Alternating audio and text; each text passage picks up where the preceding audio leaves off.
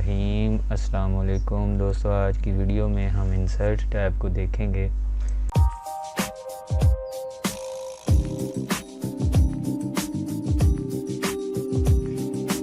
Insert tab के अंदर हमारे पास काफ़ी सारे ग्रुप मौजूद हैं जिनको हम थोड़ा बहुत देखेंगे।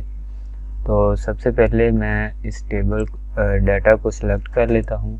डाटा की सिलेक्शन के बाद आप यहाँ पे सिंपल क्लिक करें तो आपका ये जितना भी डाटा आपने सेलेक्ट किया होगा ये एक टेबल की शक्ल इख्तियार कर लेगा। जैसे ही मैं इसके ऊपर क्लिक करता हूँ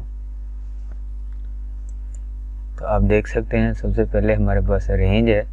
उसके बाद यहाँ पर हमारे पास ऑप्शंस मौजूद हैं कि आप न्यू वर्कशीट बनाना चाहते हैं या आप एग्जिस्टिंग वर्कशीट के ऊपर इस टेबल को ड्रा करना चाहते हैं। तो मैं न्यू के ऊपर रहने देता हूँ और ओके के ऊपर क्लिक करता हूँ।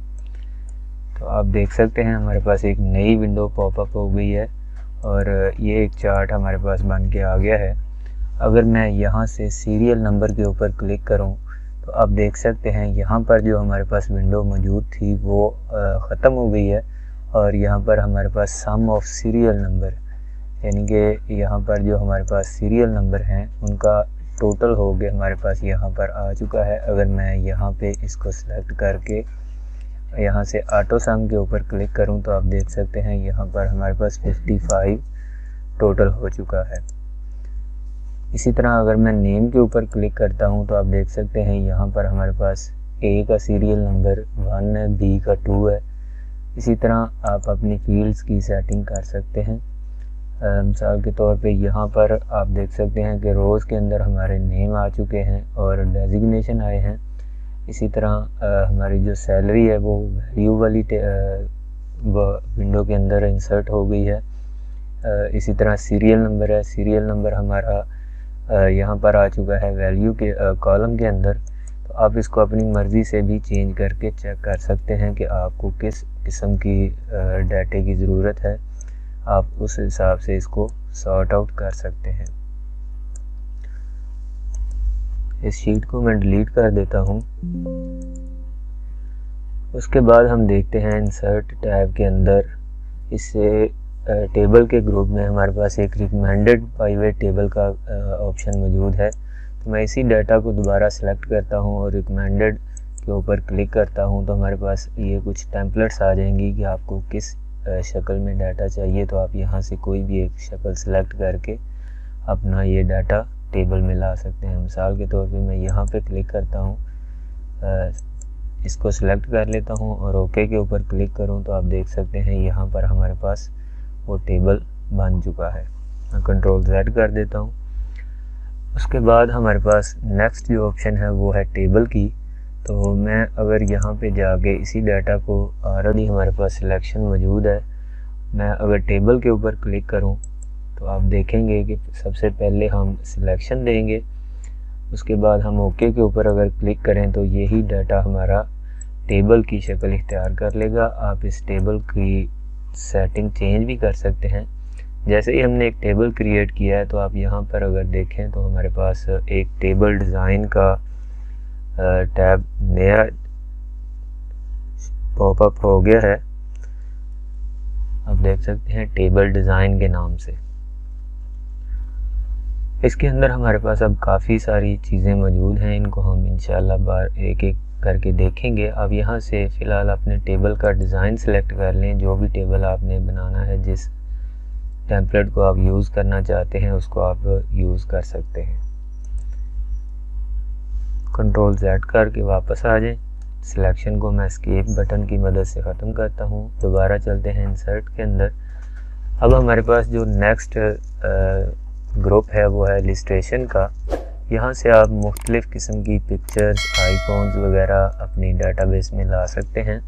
एक्सेल शीट के ऊपर अगर आपको किसी पिक्चर की ज़रूरत है तो आप यहाँ पर पिक्चर के ड्रॉप डाउन पर क्लिक करें और कोई भी पिक्चर आप अगर ऑनलाइन या स्टॉक इमेजेस में से सिलेक्ट करना चाहते हैं तो आप यहाँ पर इंसर्ट कर सकते हैं। इसी तरह हमारे पास शेप्स मौजूद हैं। आप किसी किस्म की शेप्स, कोई बटन वगैरह इंसर्ट करना चाहते हैं तो आप यहाँ से उस शेप को ड्रा कर सकते हैं।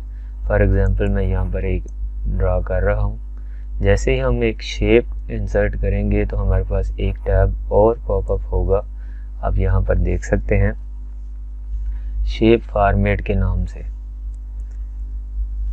इसके अंदर अब आप इस शेप की सेटिंग कर सकते हैं। मिसाल के तौर पे अगर आपने एडिट शेप के ऊपर क्लिक किया और यहाँ से आप इसको चेंज भी कर सकते हैं और इसके पॉइंट्स को भी आप एडिट कर सकते हैं। कंट्रोल Z कर देता हूँ मैं। उसके बाद यहाँ पर हमारे पास शेप फिल का ऑप्शन मौजूद है, यहाँ से आप कोई और टेम्पलेट भी यूज़ कर सकते हैं। शेप फिल के ऊपर आके आप शेप जो आपने इंसर्ट की है उसका कलर बैकग्राउंड चेंज कर सकते हैं, इसी तरह उसकी आउटलाइन आप चेंज कर सकते हैं। इसी तरह इफ़ेक्ट्स हमारे पास मौजूद हैं, आप कोई भी शेडो देना चाहते हैं या रिफ्लेक्शन या ग्लो वगैरह तो आप यहाँ से सिलेक्ट कर सकते हैं।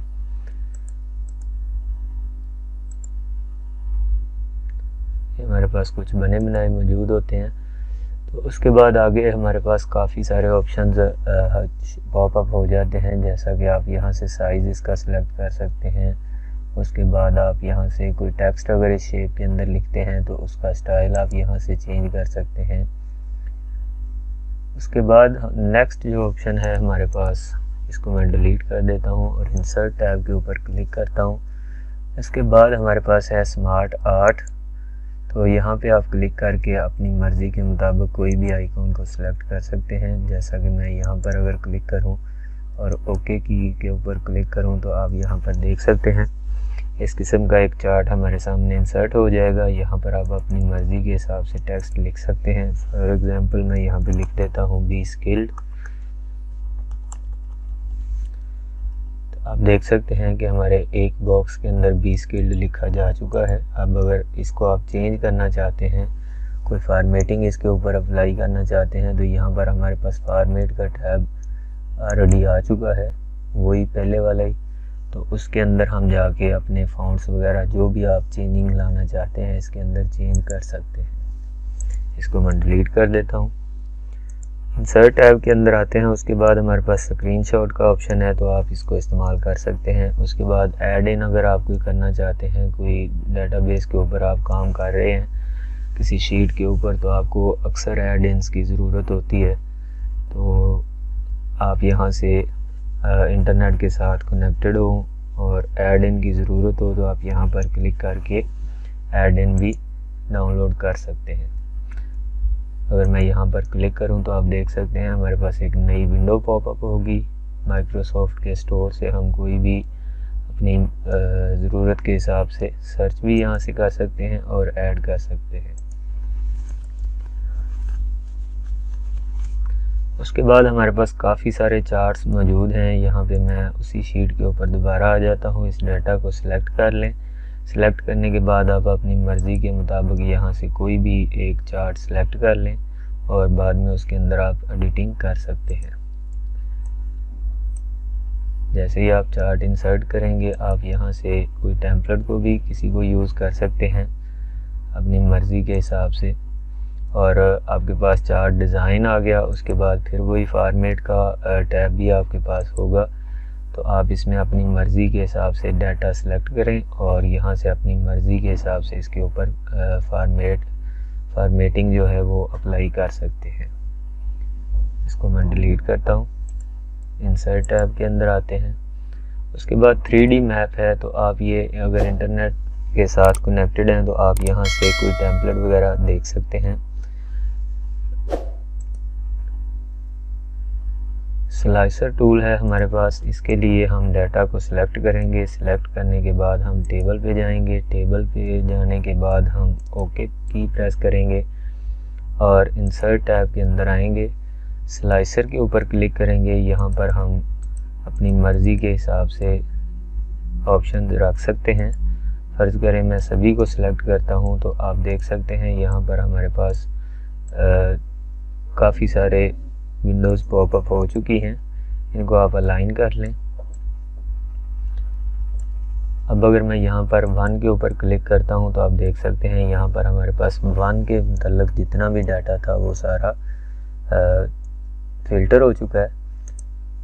अगर मैं यहाँ से इसका फ़िल्टर रिमूव कर दूँ और यहाँ पर 2 की बजाय मैं फिर 1 कर दूँ, तो दोबारा अगर 1 के ऊपर क्लिक करते हैं तो आप देख सकते हैं यहाँ पर हमारे पास 2 रो का डाटा हाईलाइट हो चुका है। और इसी तरह अगर आप यहाँ पर गौर करें तो यहाँ पर भी हमारे पास 1 और 2 के रिलेटेड जितनी भी चीज़ें हैं वो हाईलाइटेड हैं। दोबारा चलते हैं इंसर्ट टैब के ऊपर। इसी तरह आगे हमारे पास टाइमलाइन फिल्टर है, लिंक है। लिंक के ऊपर अगर आप क्लिक करें तो आप किसी और शीट को अगर यहाँ पर किसी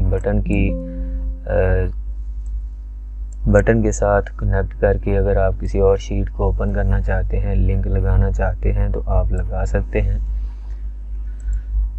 इन सब को मैं डिलीट करता हूँ। यहाँ से हम आएंगे डाटा टैब के अंदर और फिल्टर के ऊपर क्लिक करेंगे तो हमारा फ़िल्टर ख़त्म हो जाएगा।